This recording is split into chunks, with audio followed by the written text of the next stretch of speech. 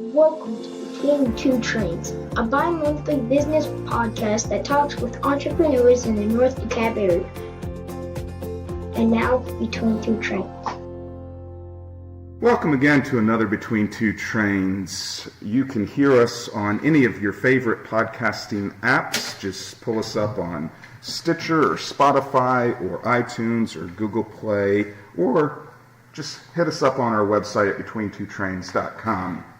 Today we've got another great guest, but before we bring on our guest, I'm really excited. We have a first here at Between Two Trains. We have a former guest sitting in as a co-host. You might remember from many months ago, Dr. Rachel Weimer from, remind me what the business name is, Rachel? I've already forgotten. Atlanta Restoration. Atlanta Restoration. Thank you so much. Well, Rachel, welcome to the show. Thank you. So I was trying to think. It's been, goodness, 6 months or more. When did you come on? At least, yeah. So why don't you tell us really quick what's been going on in the last 6 months since you came on the show? Just a whole lot of growing, which is great in the practice. We're about to hit 1 year, right? I'm about to hit 1 year, just a couple months away, which is awesome. So what's that like? You've gone through maybe some of the hard stuff. Are you starting to find that things are smoothing out, or is it still a roller coaster? I mean, there's still a roller coaster aspect to it, but I think that it's feeling much more smooth, a little more seamless, easier to get people in the door. There's a reputation out there, so it's good. It's been really good. Excellent. Well, I'm glad you're on the show, and we've got a great guest, Mr. Robert Evans William Jr. Wilson. Well, I'm sorry. What did I say? Robert, let me repeat that. We might have to cut that out and start over. It sounds like you knew he was going to say that. Robert Evans Wilson Jr., or I just like to call you Rob. Thank you. Welcome to the show. So, Rob, you are a pretty interesting guy. You're different than most of our guests because you're not only an entrepreneur, you're an author of books, you're a motivational speaker, you teach, you innovate, you're a leader. I could go on and on. Maybe you tell us what you like thinking of yourself as. As a storyteller. Storyteller. I've heard some of your stories. Yeah, I think that pretty much everything has a story behind it. It may not be an interesting story, but it might be. So I love telling stories. I love using stories to illustrate points in my articles and my speeches. So because people are hardwired to remember stories. That dates back to our caveman days. That was the way we communicated. That was the way information was spread. That was the way information was remembered. So we're hardwired to remember stories. So if you want someone to remember your point, you tell a story to illustrate it. That's interesting. Yeah. So not only as a storyteller, you've taken some of those stories and put them into books, correct? That's true. And what I found interesting is it's not just like a particular genre. I mean, you've got a kid's book, right? That's true. And tell us, let's start with that. Tell us about the kid's book. Okay, well, that started out as a bedtime story for my two sons. And I had read them a couple of books, and I was reading them a longer book. I'm not going to mention the name because it's pretty famous, and they didn't like it. And they said, "Daddy, we don't want to hear any more of that. Tell us something else. Tell us a story." So I started making up stories every night at bedtime, just off the cuff. Nice. Sometimes I would ask them for a topic or a subject. They might say, a rooster or a clock or something, and then I would go from there, because sometimes starting from bare scratch was a little tough. I needed a little something. And then one night, my younger son said, "Daddy, would you tell us a scary ghost story?" And I said, "You want a scary ghost story?" "Yeah, we want a scary ghost story." And I went, "Okay, I'll tell you a scary ghost story." So I started telling him a scary ghost story, and about, 90 seconds into it, maybe 2 minutes, my younger son goes, "Daddy, stop. You're really scaring us." I said, "Okay, well, what kind of story would you like to hear instead?" "Well, we want a funny ghost story. That's what we really want. We want a funny ghost story." So then I switched it and started telling a funny ghost story. Well, they really liked that. They wanted to hear it again and again and again. And I'm now getting bored with it. So I started adding to it and adding to it. And this continues on for, months. And then they start telling their little friends about it. And when I go over to the school to do volunteer work, kids are coming up to me going, Mr. Wilson, tell us a ghost kid story. And that's what it was. The story was about the annoying ghost kid who bullied living kids, really just two in particular. And so... Your two sons. Well, it was a boy and a girl because I wanted it to be more universal. So there was a living boy and girl who were being bullied by this ghost kid. And so the story starts out as kind of funny in the way he bullies the kids. But then you realize he's relentless and it's not so funny anymore. And you start to feel sorry for the kids. And then they have to, since they're the only ones who can see the ghost, no other adults, no other kids can see the ghost, they have no one to turn to. They have to figure out how to stand up to the ghost on their own. And then it gets really funny. So it's a good message book for kids in that it teaches them about bullying, but on the other hand, it's also a very humorous book. And it's been optioned by Lead Lion Media, potentially to become a motion picture. We'll see. I'm excited about that, but these things are... That's awesome. I love it. Let's change gears a little and now talk about what you do, because you also can help companies, right? You're an award-winning speaker, and I know you've come and spoken to things I've been at, like chambers of commerce and whatnot. Tell us about that side of your business. Is that where you derive a lot of your entrepreneurial income from? Or, what's more, the books or the speaking engagements? I would probably love to make more money from speaking. Mm-hmm. It's been an up and down business in the economy we've been in, especially since 2008. I started the business in 1997. It grew every year up through 2009, and then the Great Recession kind of kicked in for me, and it's been kind of a roller coaster ever since. I love getting in front of people and speaking and sharing stories.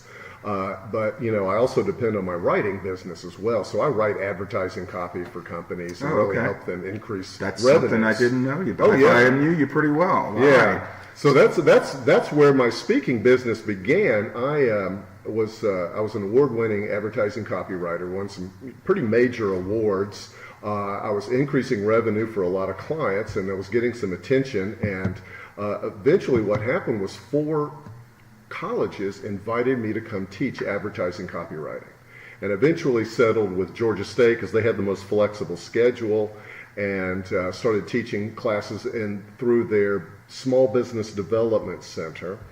And this was, not to regular students, but to small business owners. So I was teaching small business owners how to do their own advertising.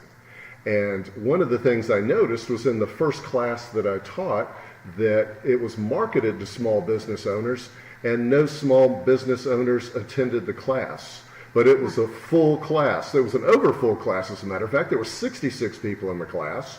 And I'm polling them as they're coming into the room because I want to find out what kind of businesses they have so that I can choose ads from their industries to help them understand how to best advertise. And as I interview these people, I'm finding out that all of them are media sales reps, people who sell advertising space for radio stations, TV stations, newspapers, magazines, billboard companies, yellow pages. Everything was represented. And finally, as everybody got seated in the room, I'm like, okay, why are you people here?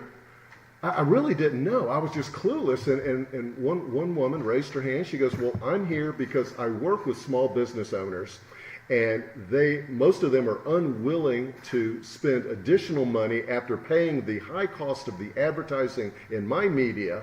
And they don't want to spend extra money with going to a design firm or an ad agency to have their ad created.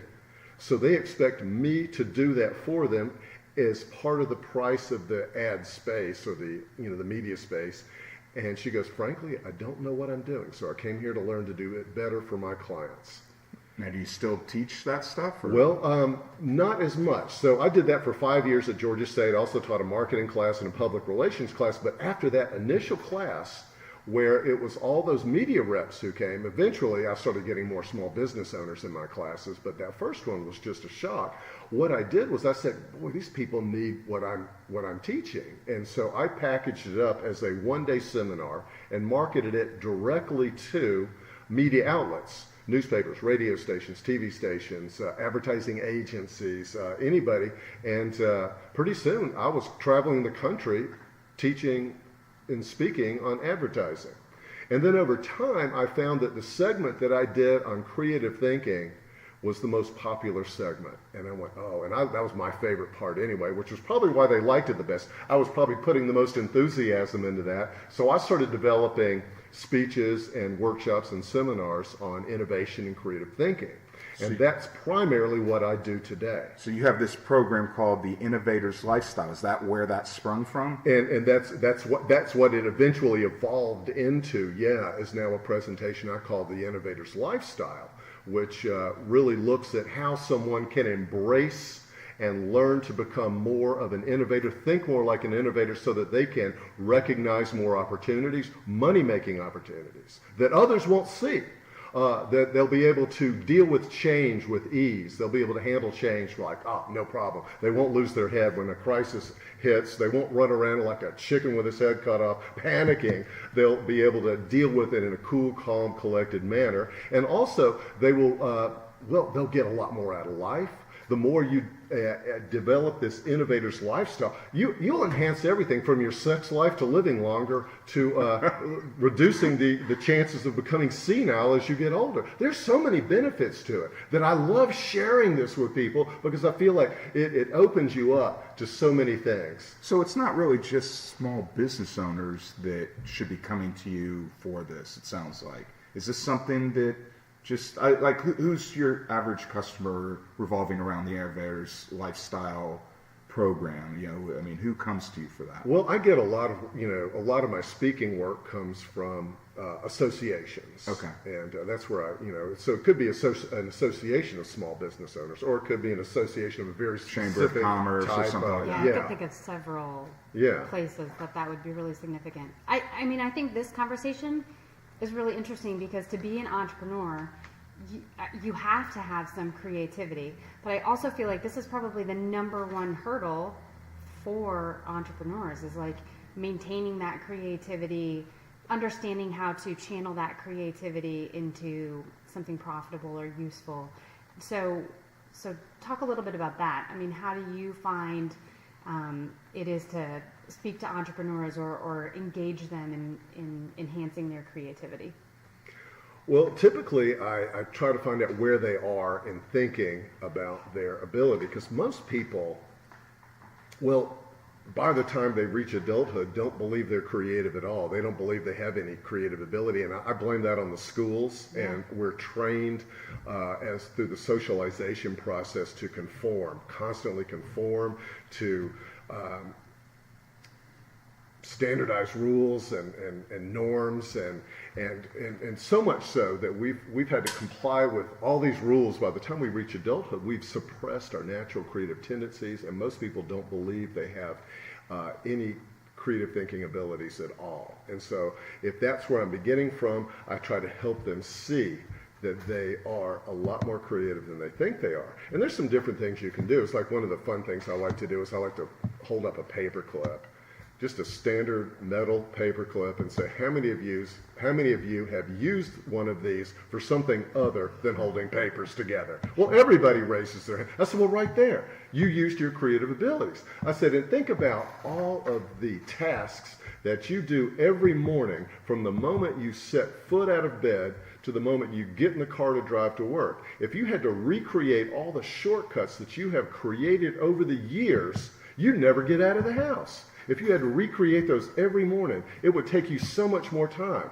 And so, but all these little shortcuts that we create, or little small innovations that we're doing. And so I like to point this out to people so that they do realize that they have been innovative and creative and used their creative thinking all along. They just have just gotten to a point where they think, oh, well, I'm not doing anything massively creative, so I'm not creative.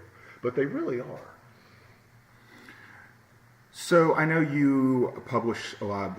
You have the books. We talked about that, but you're also in various publications. Like I believe you have a regular column in Psychology Today, That's correct. and also something called the Uncomfort Zone. Tell us about those two things. Okay, well, the uncomfort zone is really the same thing that runs in Psychology Today, just under a different name. It's called the main ingredient, but it runs in 300 or actually more than 300 other publications under the name the Uncomfort Zone.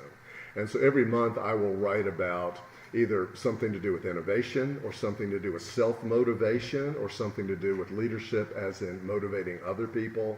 I occasionally will write about bullying, since I have the kids' book on bullying, and sometimes just, it's kind of I have a broad area to write under, but those are kind of the Was things I write that under. your area of study in school? I mean, were you studying psychology, or how did you get to that point? Well, it's funny. Psychology Today was actually a favorite magazine of mine when I was in high school and had a subscription to it. And Right, so It's funny, You it was don't- mine too. all right, I'm with two geeks here. I don't know many people in high school were reading Psychology Today, but the two people in the room with me today are Psychology Today high school geeks. But that's really cool. So you read it, and then Well, I was fascinated by psychology. It wasn't just the magazine. I was reading every pop psychology book that came out. I just was fascinated by this. And my goal when I started college was I was going to do a double major of psychology and pre-med with the idea of maybe becoming a psychiatrist. And I ended up working 4 years in 2 different mental hospitals while I was in college, and kind of got discouraged. That turned by you that. off, It right? really I did think turn it me would. off. I saw a lot of electroshock therapy going on Wow. still. I saw people being drugged We to still do that oblivion. today? I don't know about today, but they were sure doing it in the late 1970s and early 1980s. And so I was just so discouraged by that. I think that if I had encountered something like cognitive therapy at the time, which was born in 1976, about the time I was going to college, but it was so new that it didn't penetrate the world of psychology enough that I heard about it until many years later. I might have stayed with psychology. Anyway, it's always been a fascination of mine. And I've, continued through the years of just learning, more and more things about psychology and what makes people tick. I'm curious about what motivates people. Part of that is from my interest in writing novels. I want to know what motivates a character. I want it to be authentic. And I want, when you read about this person, that their motivation is something that actually would be a real motivation and not just something created out of whole cloth.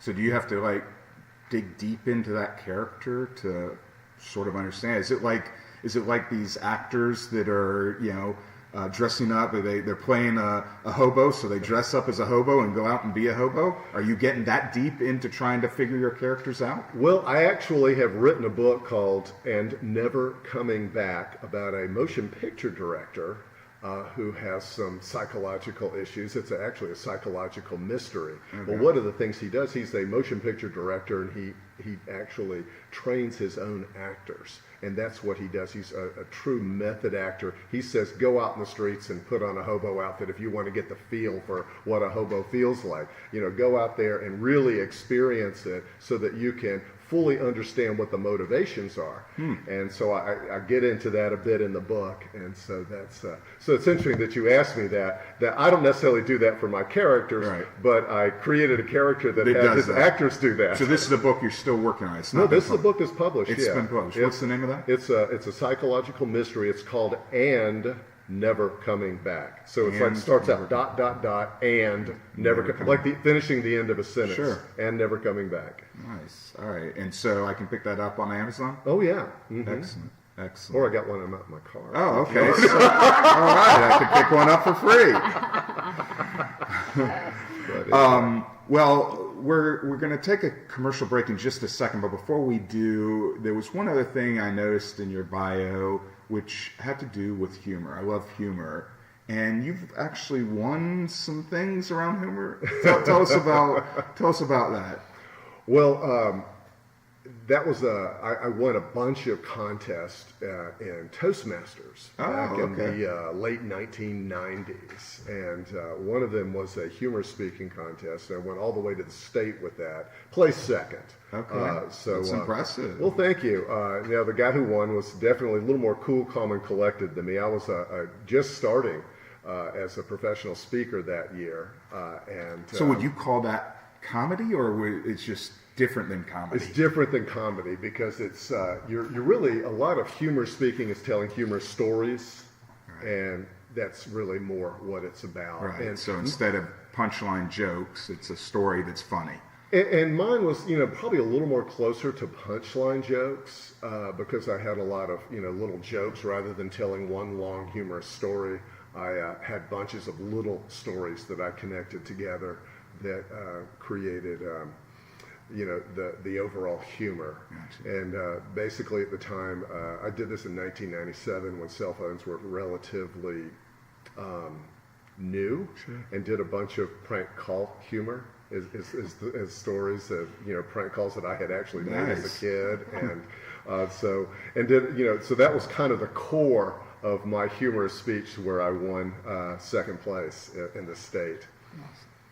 Well, we have to take a short commercial break to hear from our sponsors, but when we come back, we're going to play a fun game called Hot or Not. I'm not sure if you've heard of Hot or Not, but we'll ask you some things, and you can tell us whether they're hot things to do or not such hot things to do. You've been listening to Between Two Chains. We'll be right back after these messages. Looking for an affordable, functional, and creative space to work? Check out 3411 Co-working in downtown Chamblee. They have flexible month-to-month office space options that include fiber internet, meeting rooms, printing, coffee, snacks, and networking events. 3411 Co-working is the perfect place for entrepreneurs, remote workers, and small business owners looking for a one-stop shop for your professional needs. Stop by for a tour Monday through Friday from 9 to 5 and see how 3411 Co-working can work for you. Welcome back to Between Two Trains. We have Rob Wilson with us, and we've been listening to him tell us some stories and tell us about his business, and we are going to play Hot or Not. Rachel, you got the first one for us? I do. This one I'm really curious about because you do talk a lot about creativity and innovation. So what are your thoughts on, should you have a business plan? Is a business plan hot or not? Wow. I'm going to say hot. You need a business plan. However, I don't want you to get too caught up in your business plan. If you spend too much time getting your ducks in a row, you're never going to get your business started. It's better to get it started and learn as you go along, make some mistakes. Failure leads to later on successes because you learn so much from it. So I'm going to say hot, but with a caveat. Yeah. That. That's a good answer. Mm-hmm. And we've had a number of guests get asked that, hot or not. And it is interesting. The entrepreneurs that have a little more longevity to them, I'm not saying you're old, but the ones that have a little more longevity to them sort of answer like that. Mm-hmm. The ones just starting out, I've seen like, well, I guess I need to write this down and create a plan and whatnot. I will tell you, now having been a financial planner for 19 years, I've gotten to the point where pretty much know what I'm doing, but I still, every year, usually around November, mm-hmm. December, I will map out, maybe not a business plan, but sort of a list of goals for the next mm-hmm. year. How many new clients do I need? What kind of revenues do I need to hit? Action items for the year, and that's sort of my business plan. So. Yeah, when I first graduated, I tried to start a practice, and I had this detailed business plan, all sorted out to a T, and it didn't go well. Yeah. And then this time around, so 6.5 years later, I started a business, and I decided to just throw the whole business plan out, and instead I made goals. Mm-hmm. And so I like that. I'm big on the goals. Yeah. I think it's a great way to go about it. It gives you something to shoot for. Mm-hmm. In fact, I take it a step further. So every Monday morning, I make I take a Post-it note, and I make a short little list of goals for that week. For the whole week. For that week. Yeah. And I keep that Post-it note right by my computer. And that way, because, I can waste time really easily, especially with the computer, mm-hmm. reading emails and doing stuff. But having that little list of goals sort of brings me back, okay, I got to focus on that. And what's even better is come Friday, at the end of the week, I can look and see, look at all the things I checked off that list. This was a successful week, or, oh my goodness, I missed half the list. I got to do better next week. I love that. Mm-hmm. Yeah. Well, I have owned or started 9 businesses, and those which really evolved organically without a lot of planning have been the most successful. Yeah. And so that's why, but then once I've been along into it a ways, then I needed to form the business plan to take it further. Yeah. So I think that's great advice, and those of our listeners that are thinking of starting a business, absolutely reach out to us. We can sort of tell you how to go about that. We've got some collective knowledge here in the room between the 3 of us that I'm sure we'd love to share. So let's do another hot or not. So you mentioned, I believe earlier in the segment, at one point, I think you mentioned about getting divorced. So the hot or not, and I did this last episode, I want to do it again, being married to an entrepreneur. Is that a hot thing or not such a hot thing? Did that come in any way into play with your divorce? yes and no, because I was also married to an entrepreneur as well. Oh, We both had so our 2 own- A-type personalities. Right. So we both had our own businesses, and that, in many ways, probably was part of what led to its demise. So the question then is that a not hot thing to do? I don't know. I don't know. It's I like the entrepreneurial spirit in a person, and so I find that very attractive. So I'm going to still say it's hot. It's hot to marry an entrepreneur. I'm going to say it is. Yeah. I think this is your favorite question. Did I use this on you? I think you did. Yeah, I think you did. There are 2 that I use a lot. That Yeah. is definitely one. That is a hard question to answer, because I think entrepreneurs, like you said, are attracted to that entrepreneurial spirit. Yeah. But it is difficult to be with someone, equally as type A. Well, I will tell you that a big challenge when you have one in a couple, and I've been married for a long time, over 20 years, been with my wife for going on 26 years now. And it's tough when one person is sort of that type and sort of drives everything into their work and wants to constantly improve their work, and then it sort of affects the home balance. And if that other person who's maybe just more of a, hey, I'm a worker bee, I go to work, I have a great job, I enjoy the job, but at the end of the day, I'm not a business person, they sometimes don't understand why you're continuing to work. I sometimes envy that you can leave the office Me and you're too. done. Yeah. Because when you're There's self-employed, when you're an entrepreneur, you really work around the clock. You're I- always thinking about it. There's always some detail that you might go work on in the middle of the night, Oh, whatever yeah. it may be. There's always something that needs to be taken care of, and you can never really fully step away from it. Oh yeah, The I mental I load. picked up a new client recently, and they something came up, and I said, "Well, you should have reached out to me." And they're like, "Well, it was like 8 o'clock at night." I said, "I'm working at 8 o'clock Yeah. at night. The mental load. Of I'm an I'm entrepreneur. working all the time." Yeah, absolutely. Well, I have clients in California I'm working with frequently, late in The the time evening, difference. because they're, Yeah. 6 o'clock their time. They're still wanting to call me. Right. I'm like, Rachel, you got another hot or not for us? I do.